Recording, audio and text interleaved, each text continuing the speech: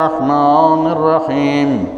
لقد کان لکم فی رسول اللہ اسوۃ حسنہ صلوات بر محمد وعلی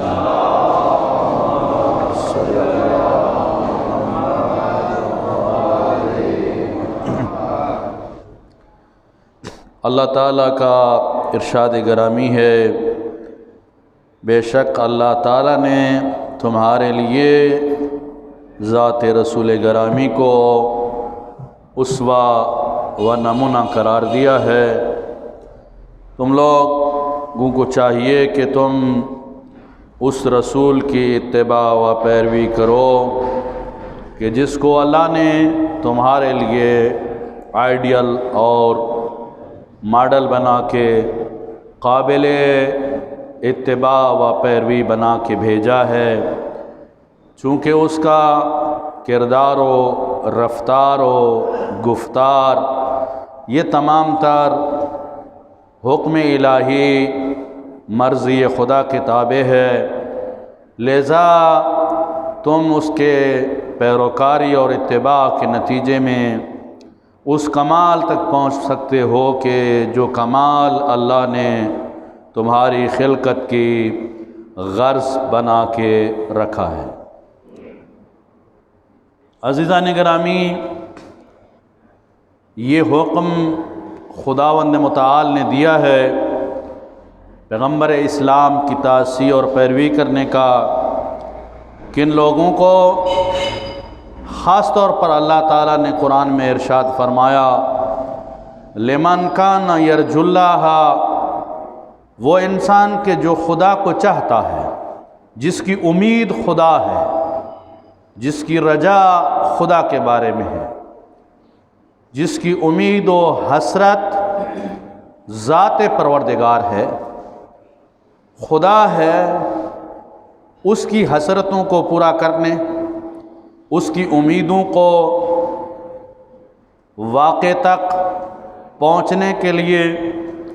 اللہ نے جو ذریعہ بنایا ہے وہ پیغمبر اسلام کی شخصیت و ذات کو بنایا ہے۔ والیوم الآخر، اور جو رجاء آخرت رکھتا ہے، آخرت کے بارے میں کامیابی کا بھی خواہاں ہے، آخرت کی سرخروئی کا طلبگار ہے، اس کے لیے بھی ذات رسالت کو اللہ نے اس کی امیدوں کے پورا ہونے کا وسیلہ بنا کے مبعوث فرمایا۔ جو چاہتا ہے کہ خدا کا ذکر کرے، خدا کا ذاکر ہو، خدا کا یاد کرنے والا ہو، کسی لمحے ذات خدا سے وہ غافل نہ ہو، اس انسان کے لیے بھی اللہ نے رسول اکرم کو اسوہ و نمونہ بنایا ہے۔ ہر اعتبار سے طلبگار مرضی خدا ہے، یوم آخرت، یوم محاسبہ ہو، یوم میزان کی کامیابی کا خواہاں ہے، یا پھر وہ اللہ کی یاد میں رہنے والوں میں شمار ہونا چاہتا ہے تو اس کے لیے رسول اکرم اسوہ و نمونہ ہے۔ پیغمبر گرامی مطلقاً انسان کے لیے اسوہ و نمونہ ہے۔ عرض کیا تھا کہ پیغمبر اسلام انسان کی زندگی کے تمام تر پہلو جو ہے وہ مادی ہو یا اخروی زندگی ہو، اس کے حوالے سے پیغمبر اسلام اسوہ و نمونہ ہے۔ اگر موٹے دو حصوں میں تقسیم کیا جائے تو رسول اسلام انسان کی مادی اور معنوی زندگی کے اعتبار سے، پھر انسان کی شخصی اور انسان کی اجتماعی زندگی، انسان دو زندگیاں جیتا ہے، یا شخصی طور پر جیتا ہے یا اجتماع کے حوالے سے، اجتماع میں جیتا ہے، معاشرے میں جیتا ہے، معاشرے کا حصہ بن کے جیتا ہے، معاشرے کے اعتبار سے حصہ بن کے جیتا ہے تو بھی پیغمبر اسلام اس کے لیے اسوہ و نمونہ ہے۔ پیغمبر اسلام کی جو معاشرت ہے، اجتماعیت ہے، وہ اعلیٰ ترین اجتماعیت ہے۔ شخصی اعتبار سے دیکھا جائے تو پیغمبر اسلام کی جو شخصی زندگی ہے اور وہ بھی قابل اتباع ہے، وہ بھی قابل اتباع ہے۔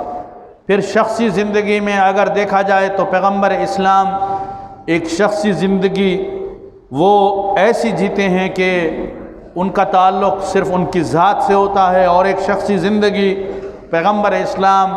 جس کو ہم عائلی زندگی کہتے ہیں، ایک خاندانی و گھریلو زندگی کہتے ہیں، اس گھریلو زندگی و عائلی زندگی کے حوالے سے بھی رسول گرامی انسان کے لیے نمونہ ہے۔ پیغمبر اسلام نے اپنے بارے میں و اپنے اخلاق کے بارے میں جو تعلیمات ہمیں عطا کی ہیں، ہم تک پہنچی ہیں، کچھ صفتیں تو قرآن مجید نے پیغمبر اسلام کی ذکر کی ہیں، ویسے کلی طور پر پورا قرآن پیغمبر اسلام کا اخلاق ہے، پیغمبر اسلام کے عالی صفات ہیں، لیکن کچھ صفتوں کو قرآن نے خصوصی طور پر ذکر کیا ہے پیغمبر اسلام کے حوالے سے۔ پیغمبر اسلام اپنے حوالے سے جو کچھ ہمیں فرماتے ہیں وہ ایسی حقیقت ہے کہ جس حقیقت کو پیغمبر اکرم صلی اللہ علیہ وآلہ وسلم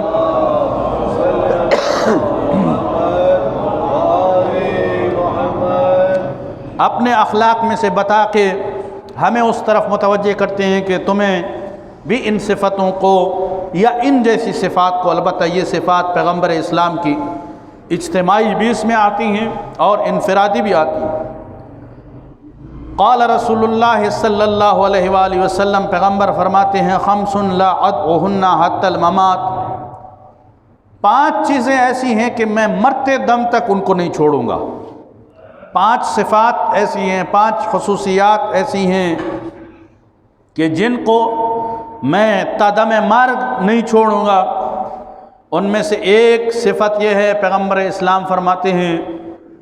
غلاموں کے ساتھ چٹائی پر بیٹھ کر کھانا کھانا، یہ میں رسول اللہ کو اتنا پسند ہے کہ تا دم مرگ میں نہیں چھوڑوں گا،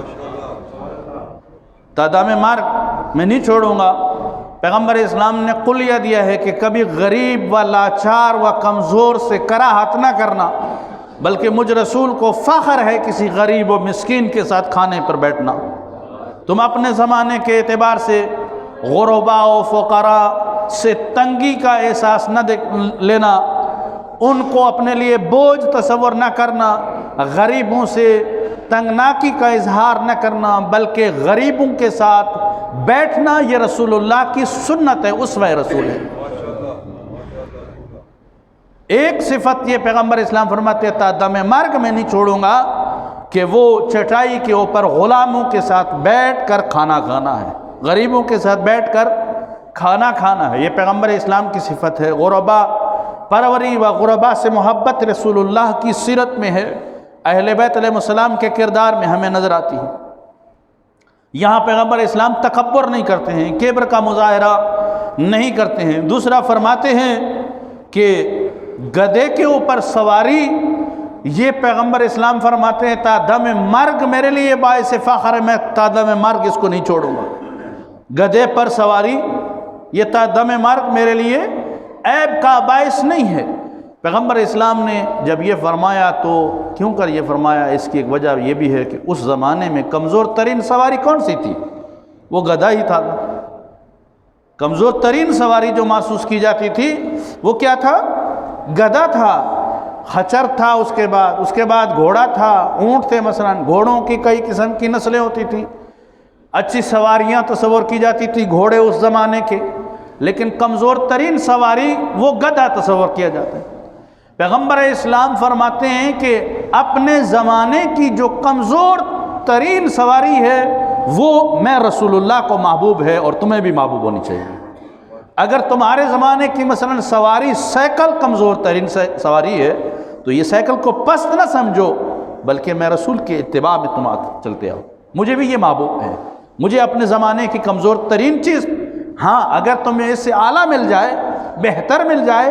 تو اس سے استفادہ کرو نعمات خدا سے، لیکن کمزور کو کمزور سمجھ کر اپنے آپ کو پست تصور نہ کرو، کمزور تصور نہ کرو، اس لیے کہ میں کائنات کی عظیم ترین مخلوق اور ذات ہو کر اس پر فخر کرتی ہوں کہ میں کائنات کی کمزور سواری پر سوار ہوں۔ پھر فرماتے ہیں کہ بکری کا دودھ دوہنا یا بھیڑ کا دودھ دوہنا یہ میں رسول اللہ کو اتنا پسند ہے کہ میں تا دم مرگ اس سے دوری اختیار نہیں کروں گا، تا دم مرگ میں یہ کام کروں گا، میں یہ کام خود کروں گا۔ ایک تو پیغمبر اسلام مثلاً آج کل بھی لوگ جو ہے وہ ان کو اس طرح کمزور، کچھ لوگوں کو یا کچھ پیشوں کو کمزور تصور کرتے ہیں، گھٹیا کہتے ہیں، وہ مثلاً نئی ہے، یہ لوہار ہے، مثلاً یہ کمہار ہے، یہ ترکھان ہے مثلاً،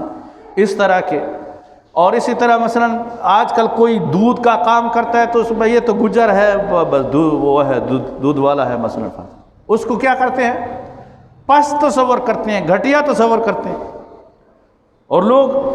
اس دن اس طرح کوئی بات کر رہا تھا، وہ خود بھی ایک افسر ہے، وہ کہہ رہا تھا کہ میں چاہتا تھا کہ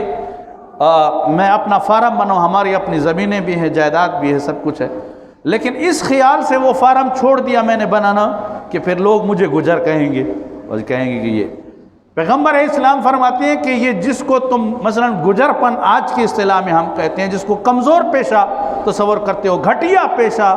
تصور کرتے ہو، یہ دودھ دوہنا و دودھ کی نعمت سے دوسروں کو نوازنا میں رسول اللہ کو اتنا پسند ہے کہ تا دم مرگ میں نہیں چھوڑوں گا اس کو۔ یہ گھٹیا پیشہ نہیں ہے، یہ کمزور پیشہ نہیں ہے، دودھ جیسی نعمت خود بھی اس سے استفادہ کرنا و دوسروں کو بھی دینا۔ پھر فرماتے ہیں وَلُبْسِ صَوْفِ، اون کا لباس پہننا، اون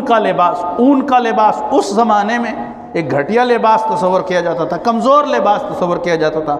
لیکن پیغمبر اسلام فرماتے ہیں کہ جس لباس کو تم کمزور تصور کرتے ہو، یہ لباس میرے نزدیک قیمتی ترین لباس ہے،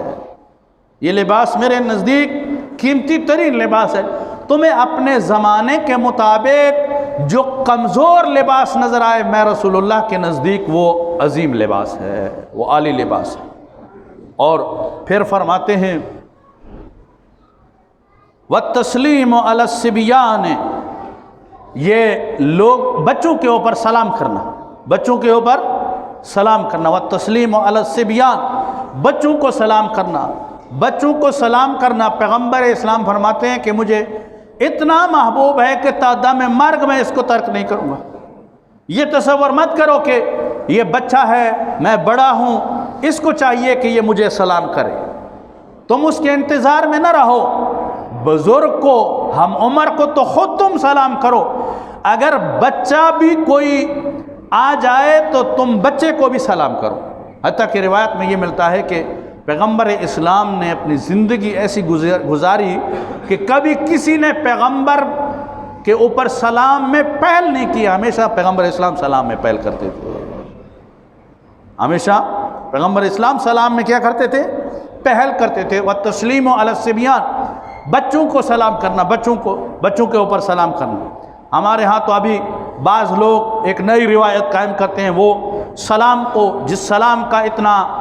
عظیم ثواب ہے کہ قرآن مجید نے بھی اس کی طرف متوجہ کیا، اور پیغمبر اسلام کی سیرت و اہل بیت علیہ السلام کی سیرت بھی نظر آتی ہے، اس سلام کو کچھ لوگ ترک کر کے یا علی مدد، بھئی یہ کیا چیز ہے؟ کہاں سے چیز لائے ہو؟ یہ کون سے دین نے تمہیں دی ہے؟ کون سی ہستی نے تمہیں دی ہے؟ جو سیرت رسول دے رہا ہے وہ تو تم اپنا نہیں رہے،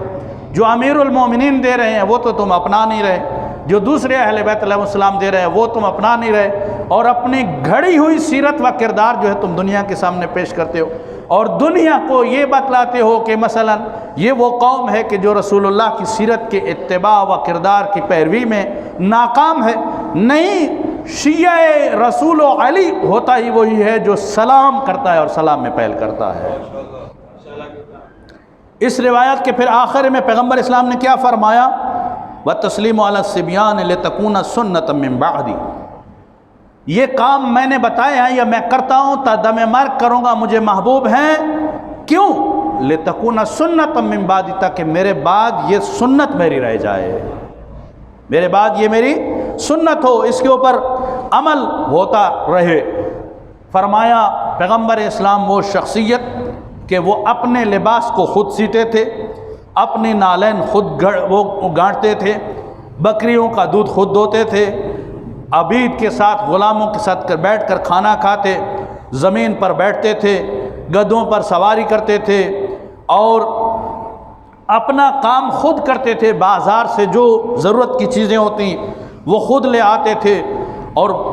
غنی کے ساتھ، امیر کے ساتھ، فقیر کے ساتھ مصافحہ کرتے تھے، اور کسی سے اپنا ہاتھ کھینچنے میں پیغمبر سبقت نہیں کرتے تھے۔ جب پیغمبر اسلام کسی سے ہاتھ ملاتے تو ہاتھ کھینچنے میں سبقت، جب تک دوسرا نہ کھینچ لیتا رسول اللہ اس سے ہاتھ نہ کھینچتے تھے۔ اس طرح نہیں ہے کہ کچھ لوگ تو ویسے قسطوں میں ہاتھ ملاتے ہیں نا، قسطوں میں ہاتھ ملاتے ہیں، وہ پہلے سے تھوڑا سا آگے کریں گے، اولاً تو مثلاً ملانے میں وہ بخل کریں گے، اور پھر ملاتے ہیں تو پھر جلدی کوشش کرتے ہیں کہ دور ہو جائیں۔ پیغمبر اسلام اپنا ہاتھ کھینچنے میں کبھی سبقت نہیں کرتے تھے، دوسرا ہاتھ کھینچتا تھا تو پیغمبر ہاتھ کھینچتے تھے، اور پھر جو بھی پیغمبر کے سامنے آتا، چاہے چھوٹا ہوتا، بڑا ہوتا، غنی ہوتا، فقیر ہوتا، اس کو سلام کرتے، اور جو بھی چیز پیغمبر اسلام کے سامنے لائی جاتی، پیغمبر اسلام کے سامنے پیش کی جاتی، اگرچہ وہ چھوٹی ہوتی تھی، لیکن پیغمبر اسلام کبھی اس کی تحقیر نہیں کرتے تھے، اس کو حقارت کی نگاہ سے۔ حتیٰ روایت میں یہ ہے کہ اگر مثلاً کسی نے پیغمبر اسلام کے سامنے کھجور کی کوئی گٹھلی بھی پیش کی ہے تو پیغمبر نے اس کی تحقیر نہیں کی، اس کو حقارت کی نگاہ سے نہیں دیکھا ہے، اس کو گھٹیا نگاہ سے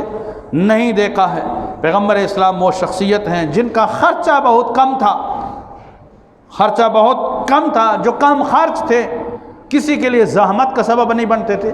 آج ہمارے معاشرے کی ایک مشکل یہ بن گئی ہے کہ ہمارا معاشرہ پرخرچ معاشرہ ہو گیا ہے، ہمارے معاشرے نے اپنے آپ کو تکلیفوں میں مبتلا کر دیا ہے۔ جب ہمارے ہاں کوئی مہمان آتا ہے ہم اس کے لیے اتنے اہتمامات کرتے ہیں کہ وہ مہمان یا تو دوبارہ آتا نہیں ہے یا پھر ہمیں بلاتا نہیں ہے، جبکہ پیغمبر اسلام نے اپنے آپ کو کیوں خفیف المعونہ رکھا ہے، کم خرچ رکھا ہے؟ اس لیے کہ نہ مجھے بلانے میں کسی کو تکلیف ہو اور نہ کسی کو مجھے بلانے میں کہ میں کسی کو بلاؤں تو کسی کو تکلیف، کم خرچ رکھا ہے۔ یہ کم خرچی، آپ کے پاس کوئی آتا ہے آپ اس کو سادہ قہوہ پلائیں تاکہ کل اس کا دوبارہ دل کرے کہ اس مومن بھائی کے پاس چلو، آپ کا بھی دل کرے کہ اس مومن بھائی کے پاس چلو۔ آپ نے جب اس کو مرغے کھلائے اور اس کے پاس قہوہ دینے کی صلاحیت نہیں ہے تو وہ کبھی آپ کے آنے کو برداشت نہیں کر سکتا ہے، کبھی آپ کو وہ گھر دعوت نہیں کرے گا، بلکہ کم خرچی میں اور گزارا کر کے معاشرے کی اصلاح کے لیے، ہو سکتا ہے میرے پاس بڑی استطاعت ہو لیکن اس استطاعت کو ایسے مورد میں ظاہر نہ کروں کہ جس کے اندر معاشرے کے اندر فساد جو ہے وہ برپا ہوتا ہو۔ پیغمبر اسلام کریمانہ طبیعت کے حامل تھے اور معاشرت کے اعتبار سے جمیل ترین انسان تھے، جناب کا چہرہ ہمیشہ حشاش بشاش رہتا تھا اور اسی طرح چہرے کے اوپر مسکراہٹ رہتی، لیکن ایسی وہ ہنستے بھی نہیں تھے کہ زیادہ ہنستے ہوئے نظر آئیں، اگر کبھی خفا بھی ہوتے تو ان کا خفگان ایسا نہ ہوتا کہ وہ دوسروں کو ان سے دور کرتا۔ وہ متواضع بھی تھے لیکن ایسی متواضعیت ان کے اندر موجود نہیں تھی جو ذلت کا سبب ہو۔ بعض اوقات انسان تواضع کرتا ہے جو تواضع ذلت کا سبب ہو جاتی ہے۔ پیغمبر اسلام ایسی تواضع کبھی نہیں کرتے تھے، ایسی انکساری کبھی نہیں کرتے تھے کہ جو ان کے لیے و اسلام کے لیے کمزوری کا سبب ہو۔ وہ جواد بھی تھے، وہ نرم دل بھی تھے، وہ رحیم بھی تھے، اور وہ ایسی شخصیت تھے کہ جن کے وجود میں طمع اور لالچ موجود نہیں تھا۔ اور بھی بہت کریمانہ صفات ذکر کی ہیں جن کو قرآن مجید نے بھی ذکر کیا، روایات نے بھی ذکر کیا ہے، اس لیے قرآن مجید نے ان کو خلق عظیم کا مالک قرار دیا کہ ہر اعتبار سے وہ اخلاق عالیہ کی منزل کے اوپر کیا ہے، فائز ہے۔ البتہ ان اخلاقیات کو معلوم کرنے کی ہمیں ضرورت ہے کہ پیغمبر اسلام کے اخلاقیات و صفات کو معلوم کریں۔ بسم اللہ الرحمن الرحیم۔ قل هو اللہ احد اللہ الصمد لم یلد ولم یولد ولم یکن له کفوا احد۔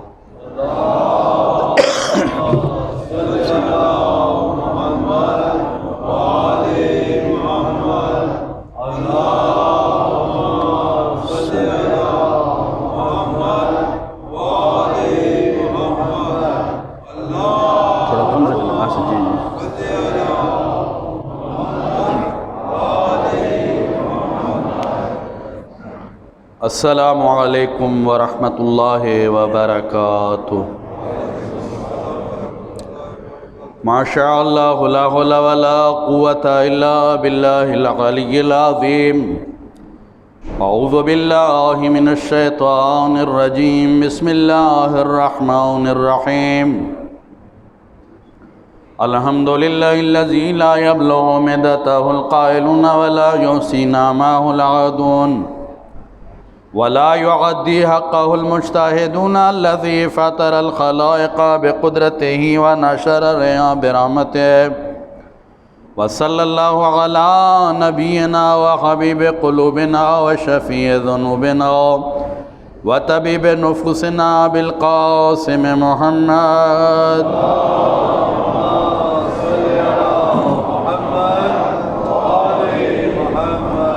وعلى آلہ الطیبین الطاہرین المعصومین لا سیما علی ابن عمہ ووصیہ ووزیرہ وخلیفتہ علی ابن ابی طالب وعلى بنت فاطمة سیدۃ نساء العالمین وعلى الحسن المجتبی والحسین الشہید بارض کربلا وعلی ابن الحسین ومحمد ابن علی وجعفر ابن محمد وموسى بن جعفر وعلي بن موسى ومحمد بن علي وعلي بن محمد والحسن بن علي والحجة المنتظر صلوات الله عليهم أجمعين ولعنة الله على أعدائهم أجمعين من يوم عداوتهم إلى قيام يوم الدين أما بعد بسم الله الرحمن الرحيم صلوات بر محمد وآل محمد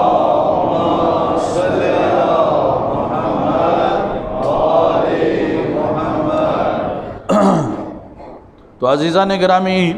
پیغمبر اسلام کی شخصی زندگی جس کی طرف پیغمبر اسلام نے خود و قرآن مجید نے رہنمائی کی ہے اور پیغمبر اسلام کے صفات عالیہ کو کچھ کو شمار کیا ہے، لیکن کاملاً ہمیں قرآن نے یہ بتلایا کہ رسول اکرم وہ عظیم صفات کے عظیم مرکز ہے۔ اگر کوئی ہر اعتبار سے صفات عظیمہ کو پانا چاہتا ہے، اخلاق کریمہ کو پانا چاہتا ہے، تو وہ رسول اللہ کی اتباع کرے۔ خاص طور پر جوانان و نوجوانان، جن کے بارے میں امیر المؤمنین ناج البلاغہ میں فرماتے ہیں انما قلب الحدث کالارض الخالیہ، ایک جوان کا دل اس زمین کی مانند ہوتا ہے جس میں کچھ کاشت نہ کیا گیا ہو، خالی زمین کی مانند ہوتا ہے۔ وہ زمین کے جو فصل اگانے کی طاقت و قوت رکھتی ہے، اگر اس میں مناسب وقت میں، مناسب موسم میں، مناسب انداز میں فصل کاشت کی جائے تو یقیناً وہ بار آور ثابت ہوتی ہے، وہ زمین فصل کو اگاتی ہے۔ عزیزان گرامی، امیر المومنین فرماتے ہیں اے جوانان، تمہارا دل یہ ایسا مقام ہے یا ایسی زمین ہے جو پرنم زمین ہے، جس کے اندر نمی موجود ہے، جس کے اندر فصل اگانے کی طاقت موجود ہے، لہٰذا اس قلب میں فساد کا بیج بونے، اس قلب میں کسی اور شخصیت کو آئیڈیل قرار دینے، کسی اور معاشرے کو اسوہ و نمونہ کے طور پر سمجھنے، کسی اور قوم کی اتباع و پیروی کرنے، کسی اور شخص کے پیچھے چلنے کی بجائے تمہیں چاہیے کہ اپنے رسول کو اپنی اس زمین کے آباد کرنے کے لیے مرکز بناؤ، نمونہ بناؤ۔ دنیا کے ان جدید لوگوں کو، جدید معاشروں کو، جدید قوموں کو و جدید ممالک کو اپنے لیے قابل اتباع نہ بناؤ، بلکہ اپنے لیے قابل اتباع رسول اکرم کی ذات کو بناؤ، رسول اکرم کی ذات کو پڑھو۔ اس لیے کہ امیر المؤمنین کے غالباً یہ جملے بھی ہیں کہ رسول اکرم خیر اسوۃ، یہ بہترین نمونہ ہے تمہارے لیے۔ اس رسول کو پڑھو، اس رسول کے کردار کو جانو اور جان کر اس کے مطابق زندگی گزارنے کی کوشش کرو، صحیح کرو، تاکہ تم دنیا میں بھی کامیاب ہو جاؤ۔ اور پھر یہ رسول اکرم کی زندگی کو جب تم پڑھو اور اس کے مطابق عمل کرنے کی کوشش کرو تو تم کبھی دھوکہ نہیں کھاؤ گے، کبھی تمہیں فریب نہیں دیا جائے گا، آج کا یہ جدید معاشرہ شاید تمہیں فریب دے رہا ہے، آج کی یہ جدید قومیں تمہیں فریب دے رہی ہیں، آج کے یہ جدید ممالک تمہیں فریب دے رہے ہیں، آج تم ان سے دھوکہ کھاتے ہو۔ وہ اس میں سمجھاتے ہیں کہ آج کا معاشرہ و آج ان کا رویہ اور کردار جو ہے وہ بہترین کردار ہے، وہ عالی کردار ہے، لیکن اسلام و اسلام کا وہ عظیم رسول تمہیں یہ تعلیم دیتا ہے، اہل بیت علیہ السلام تمہیں یہ تعلیم دیتے ہیں کہ تمہارے لیے آج بھی بہترین معاشرہ رسول اکرم کا معاشرہ ہے، آج بھی بہترین حاکم رسول اکرم حاکم ہے، آج بھی بہترین قابل پیروی شخصیت رسول اکرم کی ہے، آج بھی بہترین حکومت و ریاست پیغمبر اسلام کی ہے۔ وہ ریاست نہیں کہ جس کا عمران خان دعویٰ کرتا ہے کہ ریاست مدینہ ہو، جس کو ریاست مدینہ کے بنیادی اصولوں کا پتہ نہیں ہے کہ ریاست مدینہ کے اصلی اصول کیا تھے۔ ریاست مدینہ کے بنیادی اصول جس پر وہ ریاست قائم ہے وہ تین اس کے بنیادی اصول تھے۔ اللہ کی وحدانیت پر وہ ریاست قائم تھی، اور پیغمبر اسلام و انبیاء کی نبوت پر وہ ریاست قائم تھی، اور یوم آخرت پر ایمان رکھنے کی بنیاد پہ وہ ریاست قائم تھی۔ اس ریاست کے یہ تین عظیم اصول تھے، ان اصولوں کے اوپر وہ ریاست پروان چڑھتی تھی۔ جس نے رسول اللہ کی ریاست کو پروان چڑھانے کے لیے و قائم کرنے کے لیے کوشش کی ہے وہ علی ابن ابی طالب تھا، جس کے بارے میں تاریخ علماء نے لکھا ہے، مورخین نے لکھا ہے کہ علی کے دور اقتدار میں علی شام کو بیت المال میں جھاڑو دے کر گھر جایا کرتے تھے، کیونکہ علی کے اقتدار کی بنیاد خدا کی وحدانیت تھی، علی کے اقتدار کی بنیاد اللہ کا عدل تھا، علی کے اقتدار کی بنیاد اس حساب پر تھی جس حساب میں ذرے ذرے کا حساب دینا تھا۔ یہ ان لوگوں کو ریاست مدینہ کا کیا علم ہے، اور ریاست مدینہ میں رہنے والے لوگوں کا کیا علم ہے، جو لوگوں سے روٹیاں چھین کر، ان سے غذائیں چھین کر، ان کو بھوک سے مارنے کے لیے تلے ہوئے ہیں۔ یہودیوں کے ایک پروگرام کے اندر یہ پروگرام کا ایک حصہ ہے کہ وہ دنیا کے کثیر حصے کو بھوک سے ماریں گے، دنیا کے کثیر حصے کو بھوک سے قتل کیا جائے گا، لوگ بھوک سے مریں گے، خودکشیاں کریں گے، لوگوں کو نہیں ملے گا۔ آج ہمارے معاشرے کی صورتحال اسی طرف جا رہی ہے۔ رسول اکرم آیا معاشرے کو اسی طرف لے جاتے تھے۔ آپ مزدور کو 500 روپے مزدوری دیتے ہیں اور 500 روپے کے آپ 3 کلو آٹا بھی نہیں دیتے ہیں۔ وہ مزدور کس طرح وہ جیے گا؟ وہ لوگ کس طرح جئیں گے کہ جن کے گھروں کے اندر ان کے 10 افراد ان کے زیر کفالت موجود ہیں؟ وہ زندگی کیسے گزاریں گے؟ وہ بالآخر اسی مقام پر آئیں گے، یا خودکشیاں کر لیں گے، یا بغاوت پر اتر جائیں گے، یا اپنے شرم کے اندر رہتے ہوئے ان کے جنازے اٹھائے جائیں گے۔ ایسی ریاست مدینہ یہ رسول اکرم کی ریاست مدینہ نہیں ہے، یہ یہود کی ریاست مدینہ ہے کہ جو وہ بنانا چاہتے ہیں، یہود جس کو بنانا چاہتے ہیں، یہود جس کو لانا چاہتے ہیں۔ ہماری بدقسمتی یہ ہے کہ ہم یہود کے، ہم امریکہ کے ہتھ کنڈوں سے نکلے نہیں ہیں، ہمارے اوپر جو وہ تھوپنا چاہتے ہیں ہم ان کی مرضی کے مطابق چلنا چاہتے ہیں، اور مجبور ہم ہیں، مجبور ہمیں کیا گیا ہے، ہمیں غلامی کی زنجیر میں جکڑا گیا ہے، اور ایسے ہم جکڑے ہوئے ہیں کہ اس زنجیر سے ہم نکل نہیں سکتے۔ لیکن اس زنجیر سے نکلنے کے لیے اگر ہمارے پاس کوئی راستہ ہے تو وہ راستہ بھی رسول اکرم کی غیرت ہے اور اس کی اتباع ہے،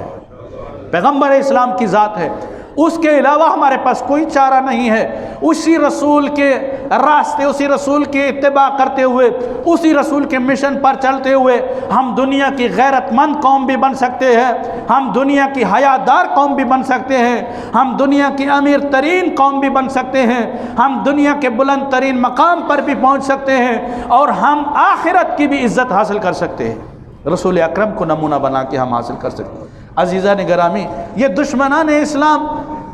جن کے بارے میں امام خمینی رضوان اللہ تعالیٰ علیہ نے بارہا ہمیں امریکہ کی طرف کیوں متوجہ کیا؟ امریکہ و یہودیت کائنات کی وہ ذلیل مخلوق ہیں کہ جو کسی بھی مخلوق کو رات سکون سے نہیں بیٹھنے دینا چاہتے ہیں، کسی کو بھی وہ آرام سے نہیں بیٹھنے دینا چاہتے ہیں۔ افغانستان کی صورتحال گزشتہ 2 جمعے سے آپ سن رہے ہیں، ایک جمعے کو بھی 100 سے زائد مومنین شہید ہو گئے، دوسرے جمعے کو بھی وہ 4-5 درجن سے زائد لوگ شہید ہو گئے، زخمی ہو گئے، ان کا کوئی پرسان حال نہیں ہے۔ یہ طالبان کے نظام حکومت کے لیے بھی ایک بہت بڑا سوالیہ نشان ہے،